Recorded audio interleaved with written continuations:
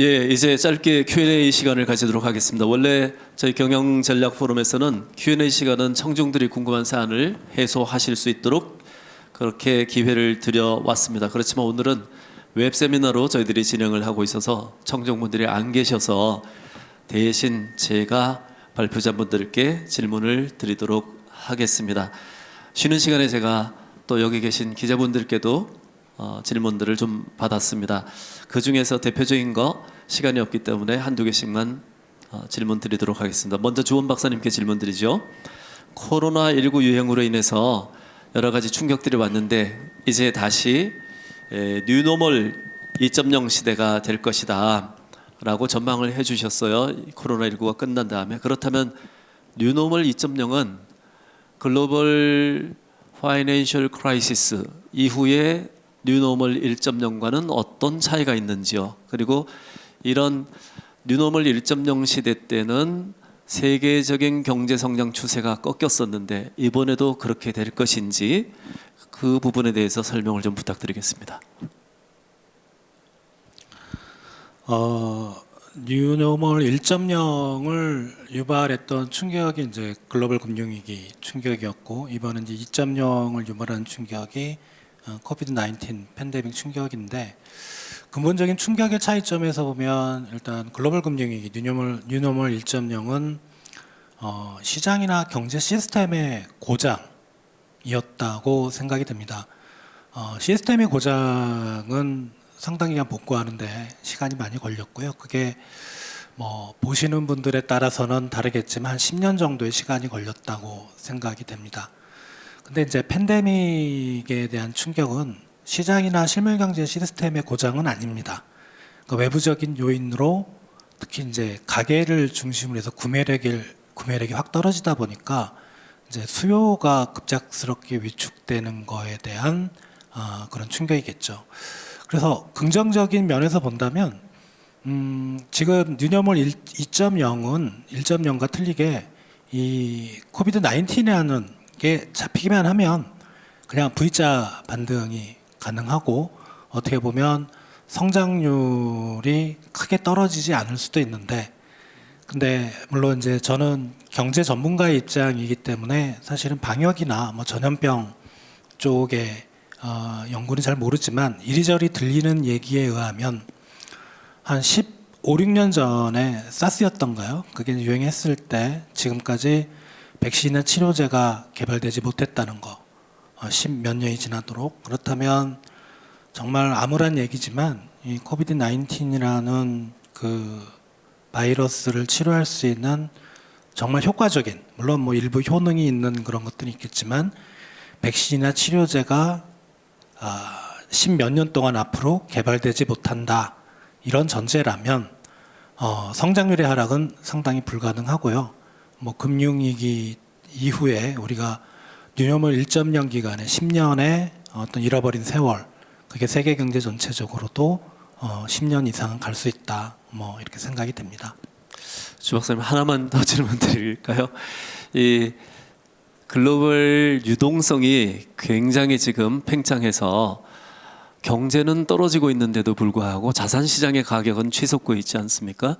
부동산 가격도 치솟고 있고 주식 시장도 치솟고 있고, 그게 우리나라에서만 일어나는 현상도 아니고, 그렇다면 이렇게 계속 올라갈 수는 없을 거라고 다들 예상을 하고 있습니다.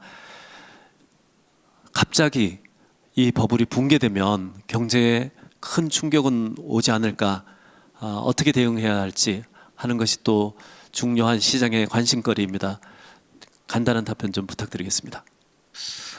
글로벌 유동성이 뭐 갑작스럽게 많아지는 거는 어쩔 수 없습니다. 뭐 우리나라도 그렇고 세계 다른 나라들도 그렇고 경기를 살리기 위해서 유동성을 풀 수밖에 없는데, 근데 주식시장은 오히려 뭐 국내 또 해외 주식시장을 보면 코비드 19 이전 수준을 훨씬 넘어서 있거든요. 그래서 개인적으로는 상당히 좀 우려가 되고요. 사실 금융위기 때 2008, 9년의 충격보다 세계 경제를 더 어렵게 만들었던 건 그거의 뭐라 그럴까, 후폭풍이죠. 2012년의 재정위기입니다. 어떻게 보면 재정위기가 금융위기의 선상에 있었다고 보이고요.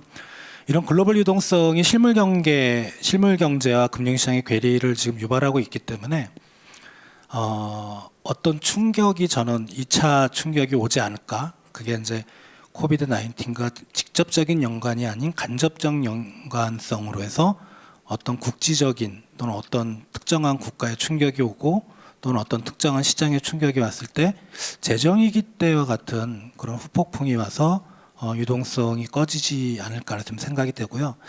그렇다면 뭐 우리나라도 그렇고 다른 나라도 그렇고 그거 유동성을 관리하는 게 중요한데 가장 좋은 방법은 유동성을 이제 실물 투자로 옮기는 거죠. 실물 투자의 유일한 지금 나올 수 있는 대안은 물론 정부의 뉴딜 정책을 제가 찬성하는 쪽은 아니지만 그런 쪽으로 민간 투자를 끌어들일 수만 있다면 유동성이 좀 과잉인 이런 현상을 우리나라에 한해서는 좀 완화시킬 수 있지 않을까 그렇게 생각이 듭니다. 네, 감사합니다. 정은미 박사님께 질문 드리고자 합니다. 두 가지 질문이 있는데요. 첫 번째는 세계 교육 지수가 사실은 위기 때마다 하락해 왔지 않습니까? 아까 보여준 도표에도 같은 현상이 나타나고 있고요. 그렇다면 이번에 코로나19 사건 이후에도 공급망 리스크를 제어해야 된다는 필요성이 높아지고 있는데 결국 이것은 장기적으로 세계 경제의 교육 비중을 낮추는 결과를 가져오지 않을까 하는 전망이 있습니다. 거기에 대해서 어떻게 생각하시는지요? 그게 첫 번째 질문이고요. 또 두 번째 질문은 앞으로 우리나라가 코로나 이후에 첨단 제품의 세계 공장이 될 것이다라고 하는 장폴 로드리그 교수님의 말씀을 아까 전해 주셨어요. 그런데 결국 그 전제는 스마트 제조화가 성공해야 된다라는 것이었거든요. 스마트 제조화는 결국은 고용 능력을 크게 감소시킬 것으로 보이는데 그 부분에 대해서 어떤 대응이 필요할지 이 두 가지 질문을 드리겠습니다. 세계 교육 지수가 하락하는 부분들은 과거에도 있었고요. 아마 지금도 자세히 보시면 우리나라 수출이 아까 제가 잠깐 언급을 드렸는데 4월, 5월에 25%쯤 전년비 감소했다가 6월에 한 10%대였다가 7월에 7% 감소했습니다. 이 요인이 중국이 경제가 회복하면서 중국과의 수출이 작년 대비 늘어나기 시작했어요. 7월에는. 그래서 이 부분들에 있어서 우리가 어떻게 이제 그 글로벌 밸류체인이 변하고 시장과 공급이 변하는데 어떻게 대응할 것인가에 대해서 시사점을 준다고 생각합니다. 그리고 공급망 리스크 부분들은 이거는 결국은 숙제고요. 우리가 어떻게 갈 것인가라는 것은 결국 우리가 공급할 수 있는 것이 무엇이고 우리가 다른 국가들에 비해서 중국에 비해서 그리고 미국, 일본에 비해서 우리가 우위를 가질 수 있는 부분들을 찾아내는 역량입니다. 그것이 이제 기존에는 자동차도 있었고 조선도 있었고 지금은 반도체가 있고 통신은 아니고 전자 쪽이 있고요. 이런 쪽이 있고 지금 2차 전지 부분들이 이제 도약을 하느냐 마느냐라는 건데요. 여기에 있어서 그러니까 결국은 우리가 주도할 수 있는 것들이 있어야 된다는 생각입니다. 그러니까 따라가는 것이 아니라 주도할 수 있는 것이 있어야 되고요. 그다음에 첨단 제품 기지 부분에서 스마트 제조 부분들을 얘기를 하면서 고용 부분들은 영원한 숙제라고 사실 얘기를 하는데 이거는 제 생각에는 있는 것을 바꾼다라고 생각을 했기 때문에 개별 기업과 개별 생산 라인에서 바뀌는 것만을 얘기했기 때문에 그거는 효율성이 좋아지지 않는다면 스마트 제조는 추진하는 의미가 없습니다. 당연히 고용은 거기에서 단위 공장이나 또는 단위 기업에서는 바뀔 수 있는데요. 이것을 확장을 한다라면은 글로벌 밸류 체인이다라고 하는 거는 생산과 부품만 다니는 것이 아니라 R&D, 디자인, 기획, 엔지니어링, 마케팅 그다음에 시장, 수요 이런 부분들을 어떻게 연결하느냐라는 새로운 서비스 영역까지 애프터마켓까지 어떻게 갈 것이냐라는 것들 얘기를 한다라면은 국내에서 이 다른 부가가치의 사슬 부분에 있어서 취약한 부분들의 고용을 늘리려는 전략 하나와 그다음에 아까 말씀드린 것처럼 새로운 제조업입니다. 마차 만들다가 자동차 만드는 2차 산업혁명으로 넘어갔듯이 3차 산업혁명에서 뭐 전자, ICT 넘어갔듯이 4차 산업혁명에서 새롭게 부각되어지는 제품들, 스마트 장비, 3D 프린팅, AR, VR 이런 부분에서 우리는 무엇을 공급할 것인가, IoT, 센서 이런 부분들에서 산업 영역들을 확장하고 새롭게 바꾸는 이러한 노력들을 한다라면은 그 산업 부분에서 생산하고 그것들을 만들어낼 수 있는 일자리들은 다시 만들어진다고 생각을 합니다. 그래서 스마트 제조라고 하는 것 또는 디지털 전환이라고 하는 것들이 있는 것들만을 바꾼다라는 것들보다는 보다 더 창의적인 영역과 그다음에 디지털 전환에서 항상 나오는 게 일자리에서 안전과 환경과 그다음에 사람들이 보다 더 질 좋은 일자리라고 하는 것들이 강조됩니다. 가끔 말씀드렸지만 더 좋은 일자리 그리고 노동 시간을 줄인다라고 하는 것들도 여기에는 포함이 됩니다. 그래서 그런 부분들과 같이 좀 생각이 되어졌으면 합니다. 짧게 추가 질문 하나 더 드릴게요. 중국에 대한 저희 글로벌 밸류체인 의존도가 너무 높다라는 평가가 있어 왔고요. 세계적으로 지금 글로벌 밸류체인의 중국 의존도를 줄이려는 그런 시도들이 진행되고 있습니다. 특히 이번에 코로나19 이후에 이런 현상들이 더 강화되고 있고요. 그런데 글로벌 밸류체인이 인접 국가들과의 밸류체인으로 변화되고 있다 해서 아까 GVC가 RVC로 변화되고 있다라고 말씀을 해주셨는데 사실은 우리 한국에 있어서는 중국이 RVC의 가장 중요한 나라인 것 같은데 그렇다면 한국의 GVC는 탈중국화가 가능할 것인지 이게 첫 번째 질문이고요. 탈중국화를 한다면 어떤 방향으로 변화될 것인지 이 부분에 대해서 말씀을 간단하게 주시면 감사하겠습니다. GVC가 변하는 것은 훨씬 더 미세화가 된다라고 저는 생각을 합니다. 그러니까 물리적 이동거리 부분들이 아주 멀리 다니던 것들이 이제는 그렇지 않을 수도 있다는 것이 이제 RVC 부분들이고요. RVC가 되는 데는 중국으로부터 이 동남아 쪽으로 가는 거는 사실은 거기가 또 하나의 시장이기 때문이기도 합니다. 생산의 기지로서도 할 수 있고 그다음에 수요 시장일 수도 있는데요. 저는 중국으로부터 이탈하는 거는 바람직하지는 않다고 생각합니다. 개인적으로는. 그러니까 우리가 공급 조달의 기지로서는 중국에서 조금 이탈할 수 있지만은 수요와 엮여서 시장과 엮여서는 중국은 여전히 유효하고요. 굉장히 강력한 시장이고요. 그 시장에 대해서 더 프리미엄 시장 그리고 또 하나는 세계 시장, 미국이나 유럽이나 다른 시장 또는 동남아도 마찬가지인데 이 시장에서 우리가 더 프리미엄 시장으로 진입을 하는 전략들이 더 강화가 돼야 된다고 생각을 하고요. 이것은 수요와 아울러서 밸류체인의 확장 부분들이 고려가 된 것들을 아까 말씀드린 것처럼 같이 결합이 돼야 된다고 생각합니다. 중국으로부터 이 자유로울 수 있는 나라는 없고요. 최근에 그 교역 동향을 보면은 홍콩이 수출이 거의 줄지 않았어요. 그 얘기는 홍콩이 왜 그런가 보면은 중국이 홍콩을 통해서 관문을 통해서 수출이 늘어나기도 하고 수입이 늘어나기도 하고 하는 것들이 여전히 유효하다라는 것들을 의미합니다. 마지막으로 고 이사님께 질문 좀 드리겠습니다. 코로나19로 인해서 전혀 발생 가능하지 않다라고 생각했던 위기들이 닥쳤다라고 하는데 아까 발표 때는 그게 전혀 발생 가능하지 않았던 것이 아니고 사실은 블랙스완이라고 얘기하는 것이 옳지 않다, 화이트 스완이었다라고 말씀을 주셨어요. 그렇다면 이런 재난과 재해가 상시적으로 저희들한테 발생할 수 있다라는 얘기고 그런 재난과 재해에 대해서 대응 능력을 확보를 할 필요가 있다라고 강조를 해주셨습니다. 그런데 그런 부분들은 기업들에게 사실은 비용을 상승시키는 요인이지 않습니까? 그럼 그 비용들을 낮출 수 있는 방법이 무엇이 있는지 그런 부분에 대해서 추가적인 설명을 해주시면 감사드리겠습니다. 그리고 두 번째로는 우리나라 기업들의 리스크 관리나 대응 능력을 어떻게 평가하시는지 가장 개선돼야 될 부분들은 어떤 것들이 있는지 짚어주시면 도움이 될 것 같습니다.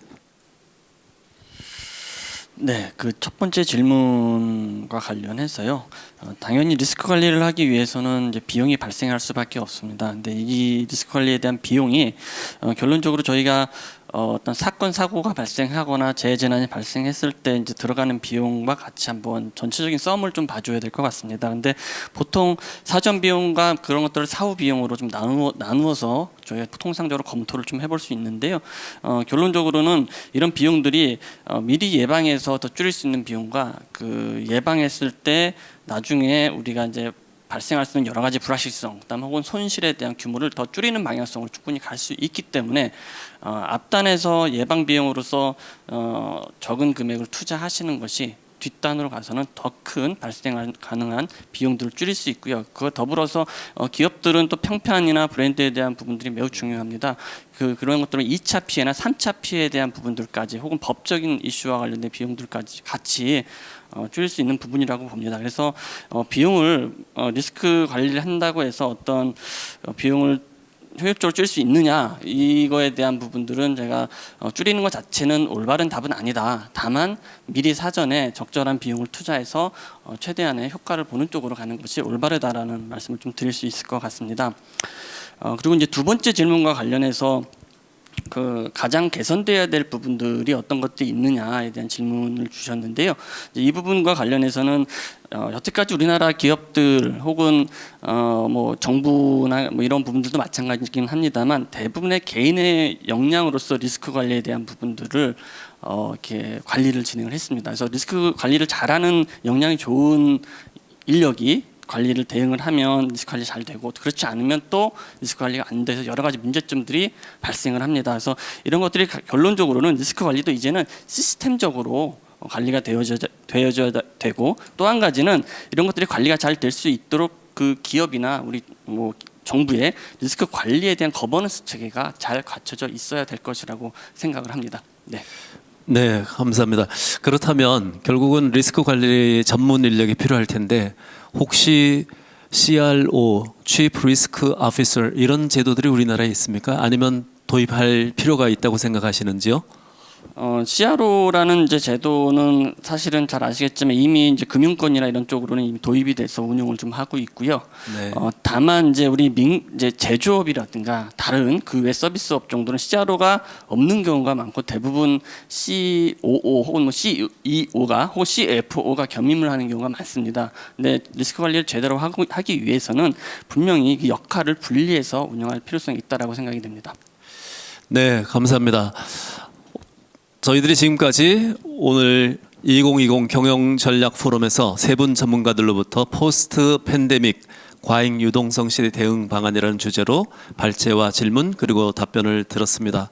지금 상황을 보면 아직은 상당 기간 동안 코로나19의 팬데믹 시대가 더 지속될 가능성이 높은 것으로 보입니다. 그렇지만 팬데믹 이후를 미리 준비하지 않으면 새로운 기회를 놓치거나 생존이 위협을 받을 수 있습니다. 이러한 점에서 오늘 세미나에서 논의된 내용들이 미래를 준비하는 모든 분들에게 유용한 자료가 될 수 있었으면 좋겠다는 기대를 저희들은 가지고 있습니다.